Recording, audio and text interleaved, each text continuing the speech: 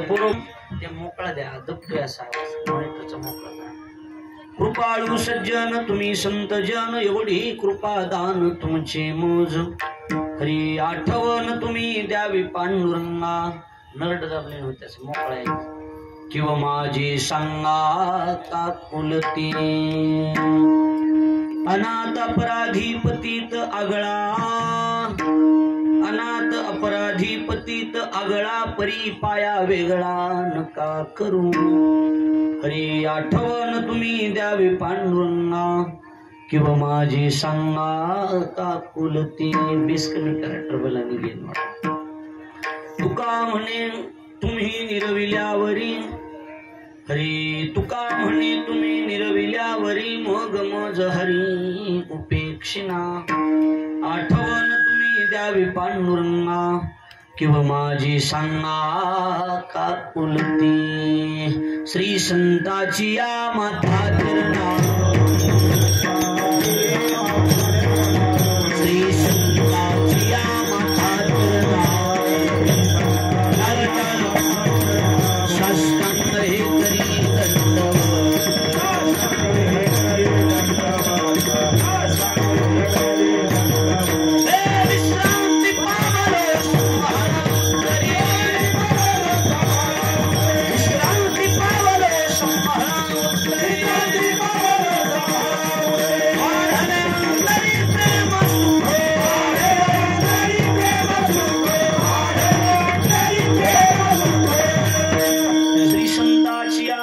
चरणावरी साष्टांग हे करी दंडवत विश्रांती पावलो संभाळा उत्तरी वाढले अंतरी प्रेम सुख मस्तक माझा पायावरी आवार करी संतांच्या जय गावी केला वास त्याशी नसावे उदास विढाल.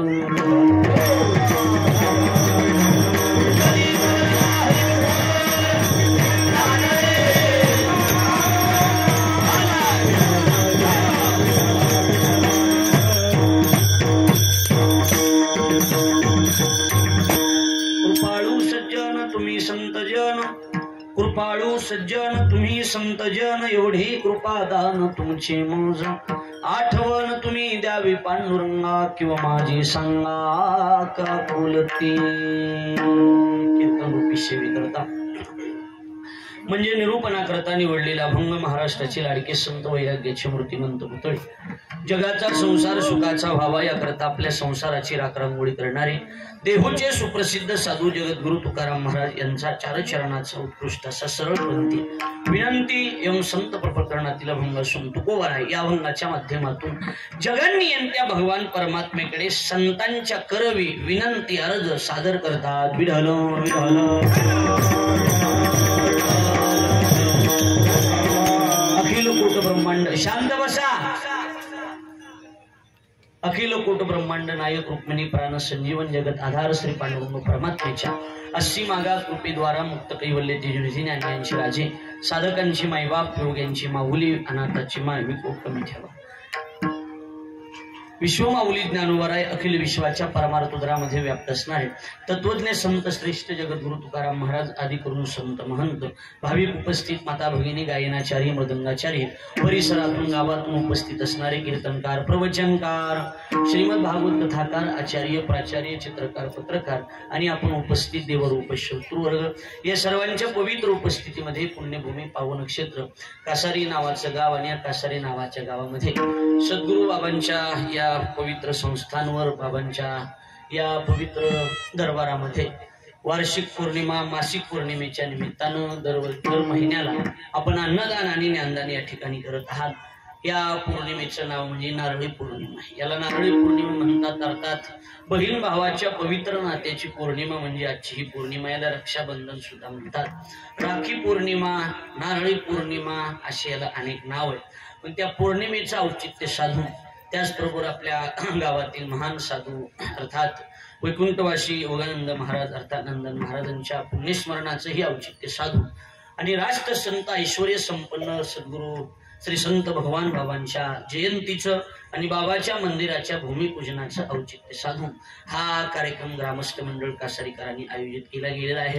माझा योग चांगला की या पवित्र अशी 2-3 संगम आहेत आज. म्हणजे बाबाची ही जयंती, बाबाच्या मंदिराचं ही भूमिपूजन, त्याचप्रमाणे नंदन महाराजांची ही पुण्यतिथी आणि त्याच्यात नारळी पौर्णिमा, म्हणजे असा चौकोन संगम माझी एका जागेवर झाला.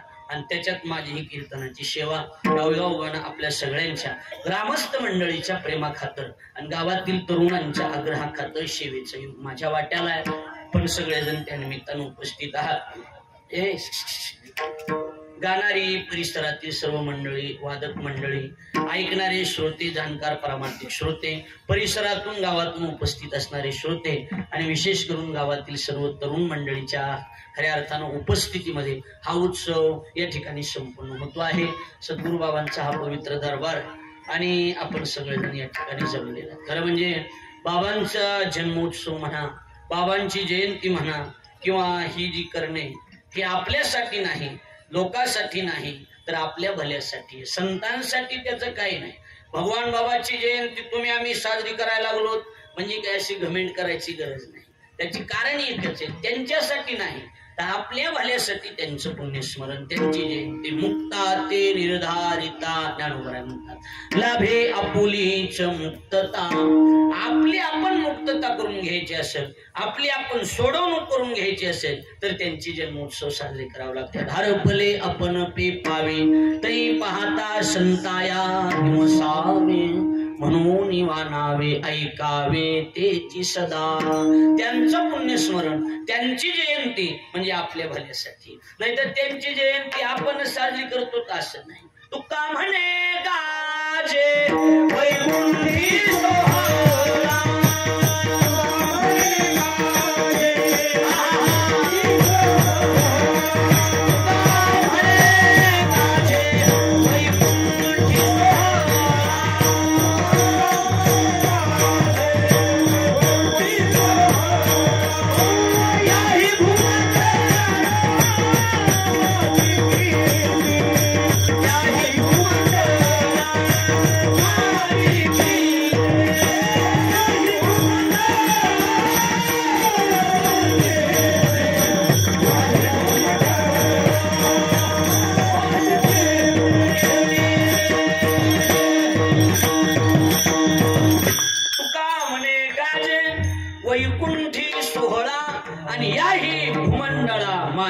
कीर्ती. म्हणजे त्यांची जयंती देव सुद्धा साजरी करतो. त्यांच्या जयंतीला श्रावण मध्ये पंचमीचा दिवस आहे त्यांचा, बरोबर आहे का नाही? आणि त्या जयंतीच्या दिवशी स्वतः जगाचा मालक त्यांच्या पुष्पवृष्टी करतो. म्हणजे देवाच्या अतिशय जिव्हाळ्याचे आणि लाडके असणारे संत असतात. आणि त्यातली त्या संत श्रेष्ठ भगवान बाबा हे एक आगळे वेगळे संत होऊन गेले. लक्षात आलं का नाही? कसं आहे, माझ्याकडे लक्ष द्या, ताईट बसा, माझ्याकडे लक्ष द्या जरा. वारकरी संप्रदाय हा संप्रदाय जातीवादी संप्रदाय नाही. ऐकायला लागलात का? ध्यान देऊन कान उघडे ठेवून ऐका. न पाहे याती कुळाचा विचार. वारकरी संप्रदाय हा जातीवादी नाही. लक्ष द्या, हरिओम ऐकायला लागलात? संप्रदाय हा जातीवादी संप्रदाय नाहीच. सरळ सरळ वेदानं शास्त्रानं स्पष्ट करून टाकले. काय? वेद सुद्धा बोलायला लागलाय काय की यातायाती धर्म नाही विष्णुदासा आणि निर्णय तो ऐसा वेदशास्त्री. बाप्पा वेदाचं शास्त्राचं ठाम मत आहे. काय? वारकरी संप्रदाय जातीवादी संप्रदाय नाही. हा, जातीवादी लोक आमच्यात घुसले त्याला आम्ही काय करावं? विढलं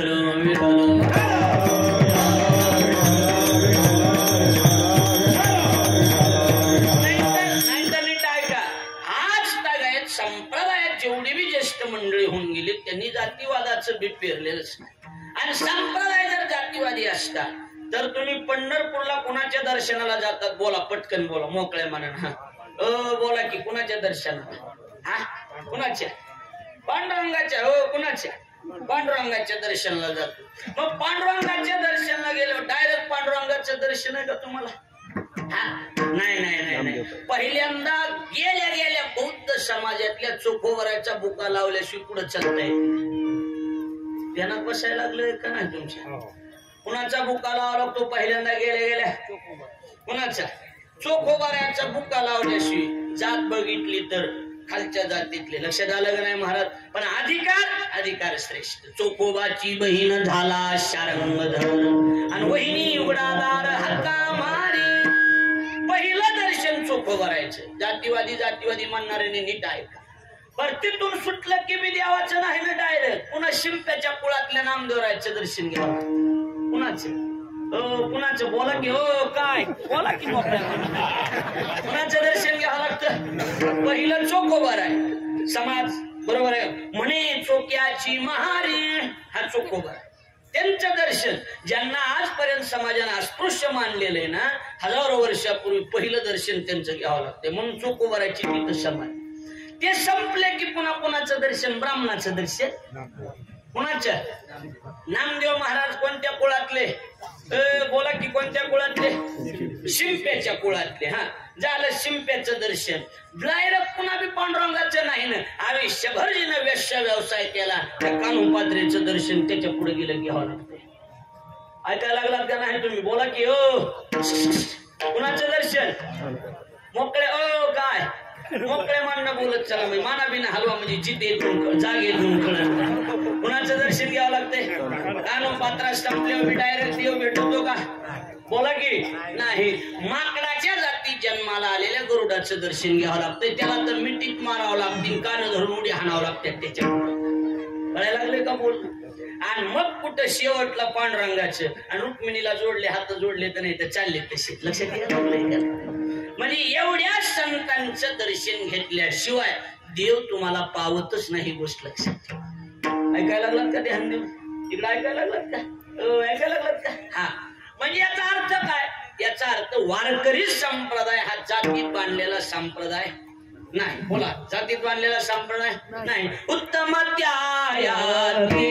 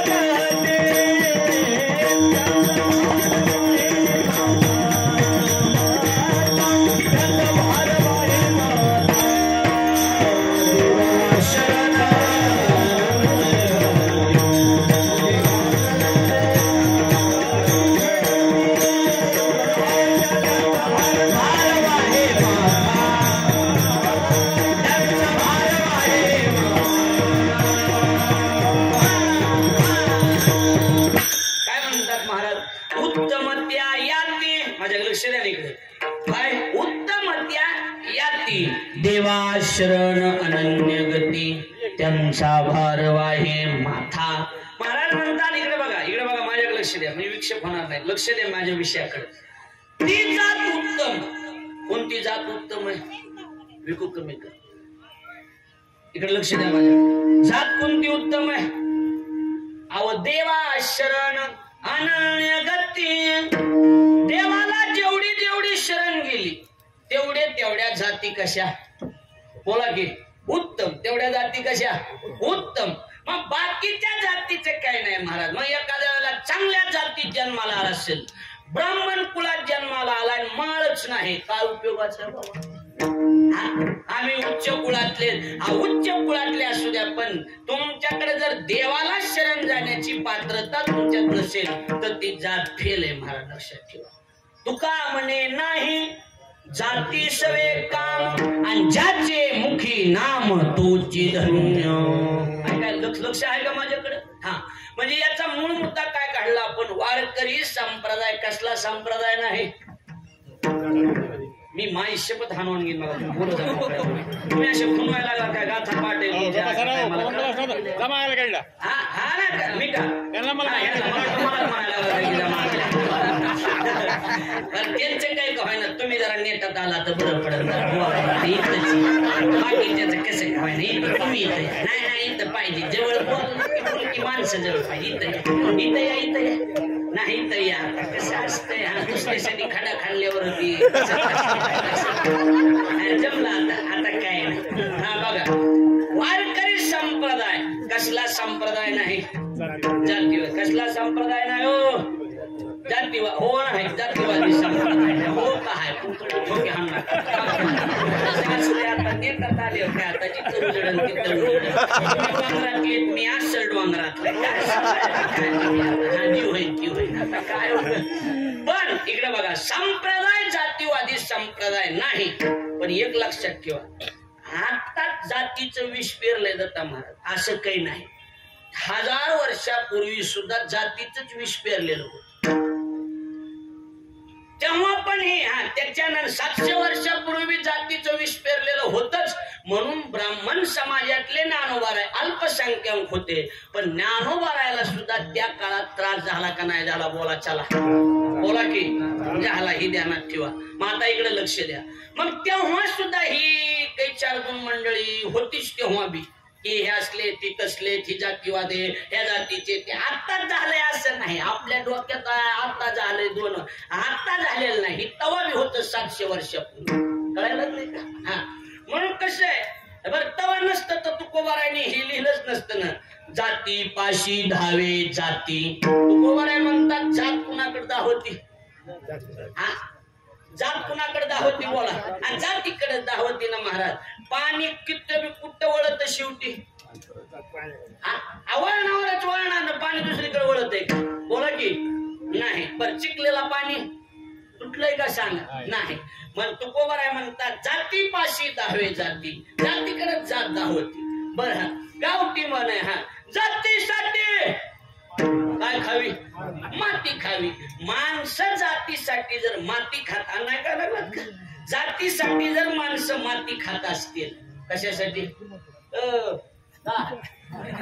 आहे ना 100-500 फक्त बाकी काय आहे बरोबर आहे कशासाठी माती खाते पप्पा कशासाठी जातीसाठी माणसं माती खातेत की तवावी होत मग काय केलं कसं असतंय नाद असतो नाद त्यांचा नाद बंद करायचा नसतो त्यांच्या नादात आपला नाद मिक्स करायचा चोल द्यायचं लक्षात यायला हा माणसाच्या दुसऱ्याच्या नादात नाद अरे काय लागला का नाद मिक्स करायचा मग त्या काळात बी लोकांना कशाचा नाद होता हा जमलं कशाचा बोला की मोकळ्या मनात जातीचा काय नाद होता माणसाली मग आता संतांची देवाची मीटिंग बसली स्वर्गात आता नीट आहे म्हणजे माणसं जातीकडे वळायला लागले कशाकडे वळायला लागले बोला पटकन बोला जातीकडे वळायला लागले मग आपण बी त्यांच्या नादात आपला नाद मिक्स करायचा जात काढायची संत पाठवायचा एक जात की एक संत कळायला लागले का हा मग सगळ्यात मोठी जात म्हणले ही कुणब्याची जात आहे कोणती जात सगळ्यात मोठी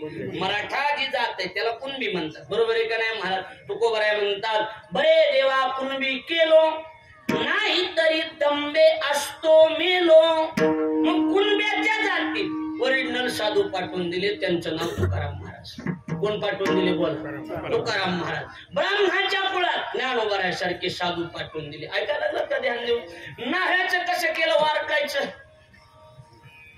नाह्याच्या कुणाला पाठवलं नाह्याच्या कुळात सेना महाराज बरोबर आहे का नाही आम्ही वारीक करूया हजामत बारीक काम क्रोध नके काढू दुश्मनाच्या बगला झाडू कोणचे संत पाठवले नाह्याच्या कुळात सेना महाराज माळ्याच्या कुळात सावता महाराज सोनाराच्या कुळात साहेब नरहरी महाराज कुंभारायगड कोण बोलावा काका मुसलमान कबीर मोमिन लतीफ मुसलमान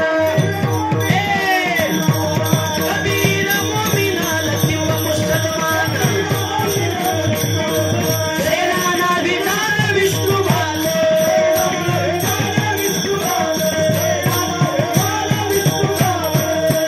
मुसलमानाचे संत आहेत आमच्याकडे कबीर मोमिन लतीफा मुसलमान आणि सेना नावी शिंप्याच्या कुळात नाट्यावर आताच बघितलं की आपण म्हणजे जातन संत मग आता ही सगळ्यात शेवटी ही डोंगरानी जंगलानी राहणारी जात राहिली कोणती जात? वनात राहणारे वनजारी, ही वनात राहणारी मूळ जात आहे राजस्थानची. कुठली जात ही? आणि ह्या जातीला लाड वंजारी म्हणते. कोणती वंजारी म्हणते? लाड वंजारी. लक्षात आहे का तुमच्या? हा, तिकडं राजस्थानची जात ही. कुठली जात ही? राजस्थानची. मग मीटिंग बसली, ह्या जातीचं कसं करायचं? म्हणले ही जात दंडेल जात, निबार जात आहे. म्हणले वंजाऱ्याची जात म्हणजे न दबणारी जात आहे, कुठं बी आश्चर्य करून पुढे चालणारी असली जात आहे. मग ही जात एका संतानं दबणार नाही. मग ह्या जाती दोन संत पाठवा, एक भगवान बाबा, दुसरे वामन बाबा. लक्षात आलं का? कळालं का बोलणं? कारण ही जात एका साधून दबणारी जात. काय दबती का ही जात? काय दबणारी जात नाही होय.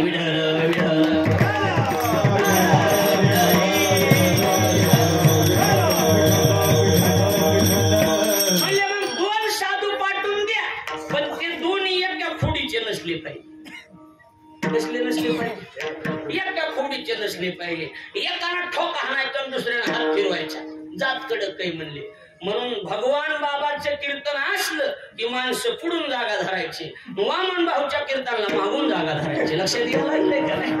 कारण भगवान बाबा म्हणजे या या या वा वा वा वा छान छान ऐश्वर्यातले साधू. आणि दुसरी गोष्ट नरम साधू. कसले साधू? भगवान बाबाला जर कुणी बघितलेली माणसं असतील तर बाबाच्या मागं कवा बी माणसं असायची का नाही सांगा? ऐकून तरी आहेत का नाही? बरं, ह्या भागात बाबा आलेले बितकी. लक्षात आहे का नाही तुमच्याकडे? बाबा आलेले म्हणजे भगवान बाबा ऐश्वर्यात तिच्या कीर्तन कोटन की दिसणार बाबातन साक्षात ज्ञानोबा दिसायचे. कोण? भगवान बाबाचा अवतार म्हणजे ज्ञानोबरासारखे दिसायचे. असे भगवान बाबा महाराज. माणसंच कव्हावी. आणि काही बी कोणी बोललं तरी काय नसते आपलं घ्यायचं चाकरवाडीच्या माऊलीवणी. लक्ष द्यायला लागले का? आणि वामन भाऊ म्हणजे जमदाग्नीचा अवतार. कुणाचा अवतार? जमदाग्नीचा महाराज. फटकून बोलणार आणि शब्द गेला की गेला, पुन्हा त्याला माघार नाही महाराज. रिवर्स गिअरच नव्हता, कंपनीतूनच वामन भाऊला आलेला नव्हता रिवर्स गिअर. लक्षात यायला गिअर टाकला की टाकला, पुन्हा काय नाही महाराज. वामन भाऊ म्हणजे वामन भाऊ. ती पांढऱ्या मिशान ती नाही काय पांढऱ्या मिशान रुबाबात महाराज. बरोबर आहे? पांढरा फेटा पांढऱ्या मिशा तसला कडक साधूच नाही महाराज. आज मी त्या गडाच्या परिसरात गेला, कुठला बी माणूस नोकरीला लागला की पहिली पगार तिथं गडा आणून द्यावा लागत, नाही ते एका कडीकून काटा निघतो. लक्षात हे असलं साधू महाराज. अहो ती वामन भाऊ एक जण आला, म्हणला भाऊ, म्हणले काय ते शेतात काही उगवणच गेले. म्हणजे 2 एकर शेत आहे. भाऊ म्हणले ज्वारी पेर जा. काय उतारच येत नाही मला. 2-3 पोते होते. 100 पोते होईल म्हणले जा. किती एकर मध्ये? 2 एकर मध्ये 100 एकरचा उतार, 100 पोत्याचा उतार आहे का? नाही. गेलं ना गडाला काय दिसेल मला? भाऊ म्हणला ज्वारी मला ठुतून कडबा तुम्हाला देतो गाई. भाऊ म्हणले बरोबर. कडबा आता 100 पोत्याचा कडबा कमी आहे का काय? म्हणजे मला दी म्हणले. काय नाही, गाईले आमच्या कडबा होईल. ठीक आहे. आता माझ्याकडे बघा ना. आणि ती ज्वारी झाली ना 101 पोते. बाहूचा शब्द पण पाळला देवाने. देव म्हणलं माझ्या वामन भाऊचा शब्द खोटा झाला नाही. ऐकायला लागतं लक्ष? हा, मग पाळला ना देवाने शब्द. 101 पोत. पण त्या 2 महिने 3 महिने झालं कडव्याचं काही नाव काही. बाहुनी पाठवून दिलं एक माणूस. म्हणले का त्या पाटलाला म्हणावं बाहुनी कडबा गडा आणून टाकेल. सांगितलं, दिलेला शब्द आहे तुझा. ती गेला, म्हणला ए पाटील. म्हणले काय रे? मी गैनीनाथ गडावून आलो, वामन भाऊनी पाठवले. देवा ऐकायला लागलात का? देवा ऐकायला लागलात का? वामन भाऊनी पाठवले. म्हणले हो. मग काय नाही म्हणले. कडबा सांगितलं, शब्द दिलताच म्हणून. अरे म्हणला कडबा काय कष्ट आम्ही करायचं, कुठून आलो म्हणे जोडे हो. अरे कडबा माझ्या बापाची पेंड आहे, काय कष्ट करावं लागतंय. आता बदललं की इथं बी बदलला लागतं महाराज. याच्याकडे कोण काटा निघतो ध्यानात ठेवायचं. बदलायचं नाही. दिलेला शब्द बदलायचाच नाही, नाहीतर आपली नीट काशी करायची. ध्यानात बसायला लागलं का नाही? बोलायचंच नाही आधी. आपण बोलायचंच नाही. आणि बोललं तर काय करायचं? शब्द बोला पाळायचा महाराज. नाही तुम्ही बी शब्द पाळायचा. आता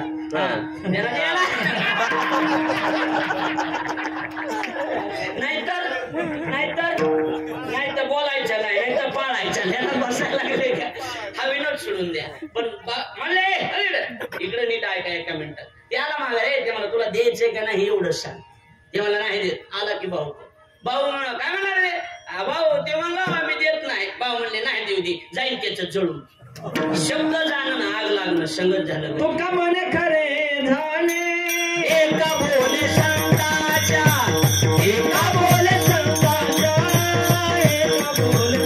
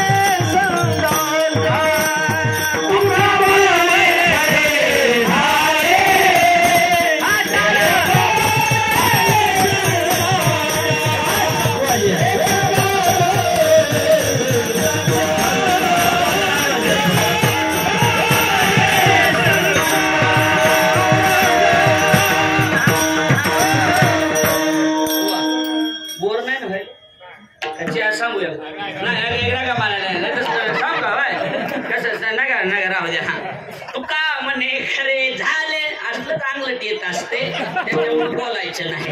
एका बोले संताच्या, संत बोलले की त्यांचा शब्द कोण पाळणार? बाबा देव पाळणार. बरोबर आहे का नाही? आताच्या महाराजांना मनभर म्हणा. होय मग आताच्या महाराजांना मनभर म्हणा. आता मनभर तू जळण, महाराजात जळण खारून उभा पित ना. आता काय राहिलंय महाराज? त्याच्यामुळे मी कुणाला शब्द बी देत नाही, आशीर्वाद बी देत नाही. मी गेल्या वर्षी दिलता एक जणांना दिंडीत आशीर्वाद. मी म्हणलं बरं आहे का? हो म्हणला बरं आहे, आशीर्वाद द्या. म्हणलं नाही नाही माझा लागत नाही. द्या म्हणला, दिला त्याला आशीर्वाद. काल भेटलं मला आळंदीमध्ये. मी म्हणलं बरं आहे का? हो म्हणला 10 एकर इकला. मला आशीर्वाद फिरातच फिरायला पडले मशीन पण ती मला रांगो नादी लागत बसावा. काय सांगा बरं, लक्ष द्यायला लागलंय काय? हा अधिकार कुणाचा सांगितला? मी कुणाचा सांगितला? संत वामन भाऊचा. लक्षात आलं का? आणि तेच महाराज गरम साधू, गरम नारळी सप्ताह मानूर टाकळीला वामन भाऊचा. कुणाचा? दिलगर महाराज कुणाचा? वामन भाऊचा नारळी सप्ताह होता. कुठं? मानूर टाकळी. माहिती का गाव? शिरूर कासार तालुक्यामध्ये मानूर टाकळी गाव. तिकडे बघा. आणि मंडप द्यायचा मोठा. माझ्या लक्ष द्या, फार सुंदर चरित्र आहे. मोठा मंडप द्यायचा. आणि ती मंडप द्यायला एक दुकान तिथं होतं. त्या दुकानाच्या दारात ती अशी खांब येत होते, लाकडाची मंडप होती तेव्हा. आणि ती दुकानाला आडवं यायला लागलं. ते मला इथं मंडप लावायचं ना, तिकडे लावा तुमचा मंडप. अरे ते म्हणला इथं वामन भाऊचा सप्ताह ते मला 8 दिवस सुटून जायचं का? इथं मंडप लावायचं, तिकडे जा, आम्हाला जायला रस्ता ठेवा. कशाला रस्ता ठेवा? जायला.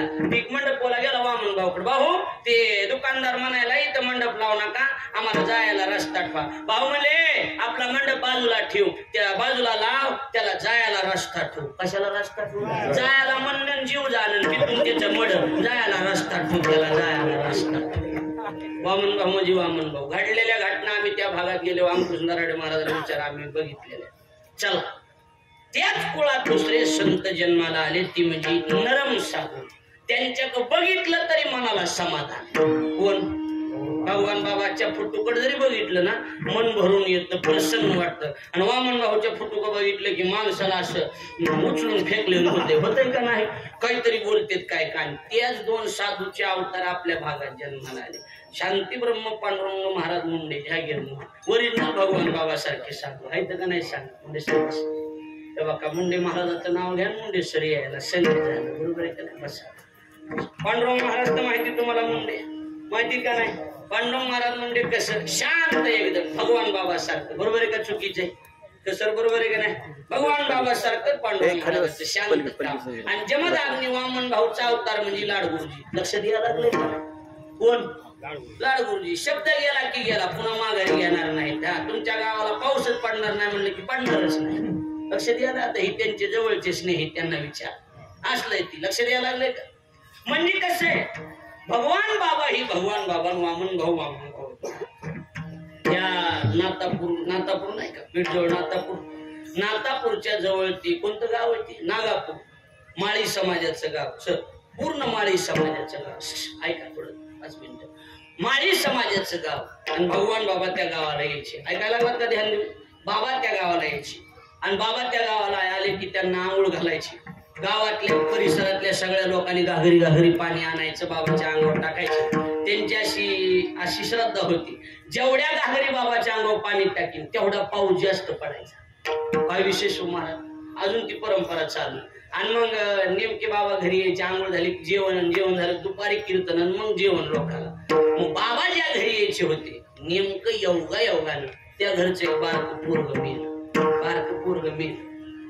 आता कसं, बाबा तर जवळ आले, 5 किलोमीटर वाजवीत आणायचं. काहीच कळालं, त्या घराच्या समोर लोक उभे राहिले. पण जिचं लेकरू मेलं ती माय आणि ती बाप दोघ जण बाहेर आले, हात जोडले. ओ, आमचं मेलेलं लेकरू काही माघारी येणार नाही, आधी बाबाला येऊ द्या. बाबाचं आंघोळ, बाबाचं जेवण इथंच होईन आमच्या इथं. कीर्तन बाबा निघून गेल्यावर ह्याची माती करू, तर कुणालाच काही बोलायचं नाही, बाबाला बी बोलायचं नाही. भगवान बाबाचा अधिकार सांगायला लागलो. ठीक आहे म्हणजे पोरग मध्ये टाकलं, घर लावून घेतलं, काही सामसूम जिकडं तिकडं. बाईनं गाणे गाऊन स्वयंपाक केला, बाबा येणार आहेत म्हणून औक्षण केलं बाबाचं. आंघोळ झाली, बाबा जेवाय बसली, ताट वाढलेली. म्हणले आरती तुझं पोरग कुठे गेलं रे ती? असं म्हणलं की माय वाढायला होती. आता दम निघतोय का, माईनं कंट्रोल केलेलं. आता